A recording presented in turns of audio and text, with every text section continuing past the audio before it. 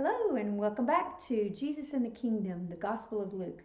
Today we're going to be looking at three chapters, chapter 14, 15, and 16. And yes, I know that's more than we've been reading, but I've got them together here because I think they form a unit.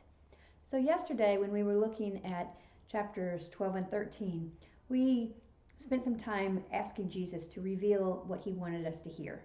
And there were some really difficult things in there, and it's not going to get any easier today. And so, what I would like to just preview with you on this is the fact that wealth has been a theme you've continued to see as you have come to Luke's gospel. Jesus' upside down kingdom is not the way man thinks about kingdoms. Man values wealth, values wealthy people. Jesus does not value wealthy people.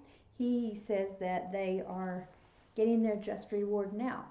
And so he calls us as his disciples to be people who hold our treasure, a heavenly treasure, instead of an earthly treasure, and hold our earthly treasures lightly because they really belong to him. So it's a call to being a good steward of what he's given us instead of treasuring, clinging to those things tightly and not sharing with other people. There's the parable that we will read today about the man who holds banquet, and he invites his friends who are his equals, his peers, to the banquet, and they all have excuses for why they can't be there. So he tells his servant to go out into the streets and to bring in the poor, the lame, the crippled, and the blind, and have them come to the table. And that's the way Jesus is. He does not value earthly wealth. It all belongs to him anyway, right? So the reason that I've structured this lesson today with three different chapters is because I feel like the first and third chapters point to the middle chapter.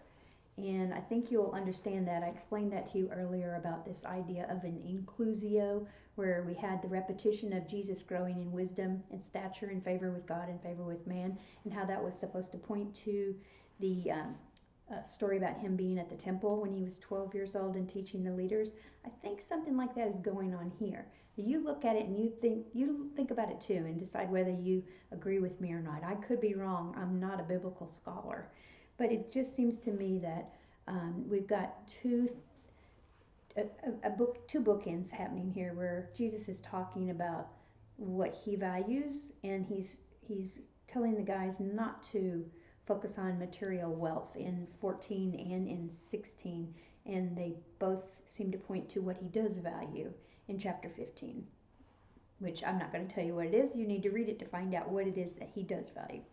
So what I want you to do today is I want you to take the worksheet that is called the Synthesize Worksheet, and I want you to use it on chapter 15.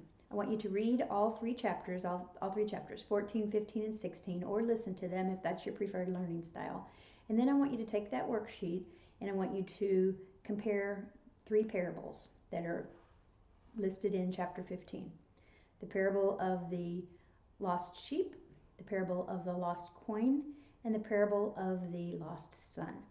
And I don't want you to pull from your prior knowledge of this. Like, you've probably all heard sermons, you know these stories, and you might have presupposed conclusions for this, but I want you to really practice your inductive Bible studies tools and take a close reading of the text, or close listening if you're doing it that way.